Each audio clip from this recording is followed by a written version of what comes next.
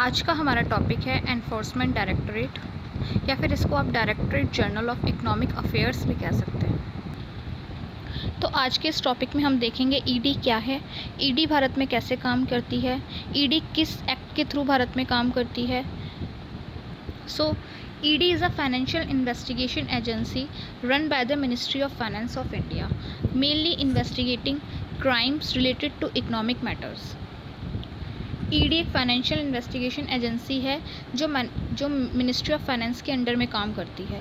Ministry of finance के revenue department के under काम करती है ईडी। इसका मेन काम होता है इकोनॉमिक मैटर्स के ऊपर।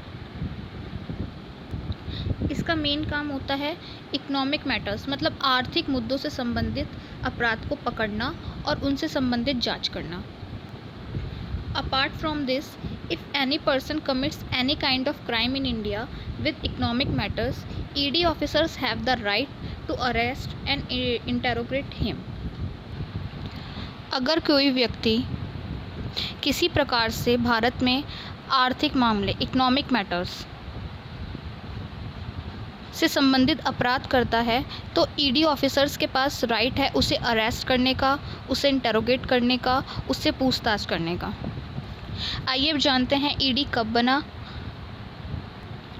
Enforcement Directorate organisation was established and formed in New Delhi in 1 May 1956 and his name was the Enforcement unit.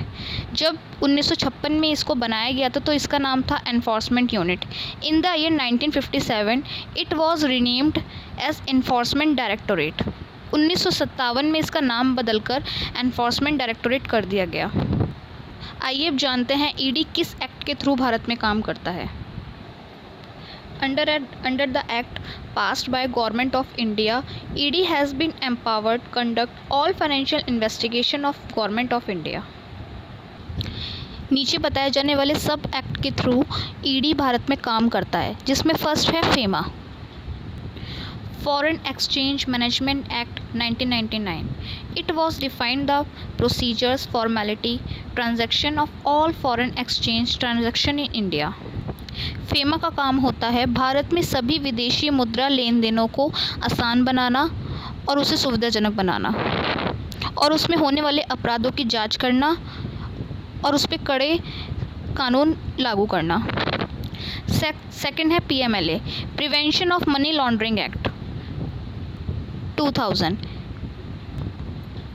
PMLA seeks to combat money laundering in India and has 3 main objectives.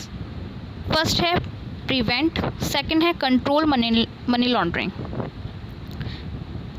PMLA को समझने से पहले सबसे पहले ये समझते हैं मनी लॉन्ड्रिंग क्या होता है।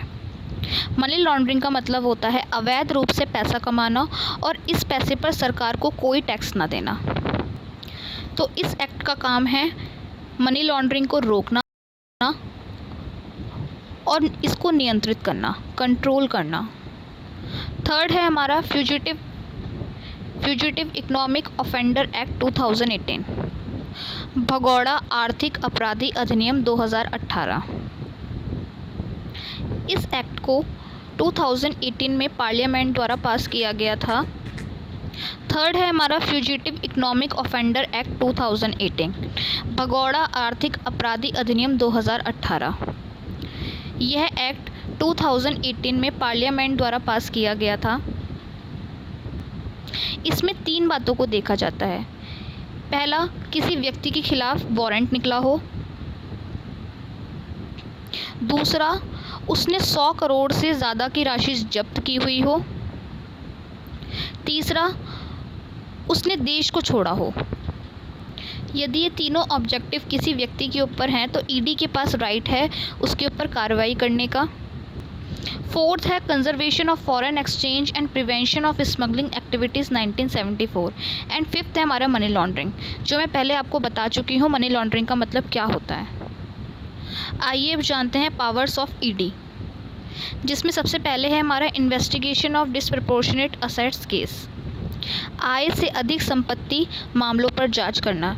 यदि किसी व्यक्ति के पास उसकी आय से इनकम से भी ज़्यादा असेट्स हैं तो ईडी के पास पूरा राइट है उसके ऊपर एक्शन लेने का। सेकंड है हमारा investigation of criminal case relating to matters of economic affairs of India, Bharat में आर्थिक मामलों से संबंधित आपराधिक मामलों की जांच करना। थर्ड है हमारा मनी लॉन्ड्रिंग। आज की वीडियो बस इतनी ही। आज का आपका क्वेश्चन है ED work under in which department. First है मिनिस्ट्री ऑफ इकोनॉमिक्स, सेकंड है मिनिस्ट्री ऑफ फाइनेंस, थर्ड है ministry of foreign affairs and fourth है मिनिस्ट्री ऑफ लीगल अफेयर्स।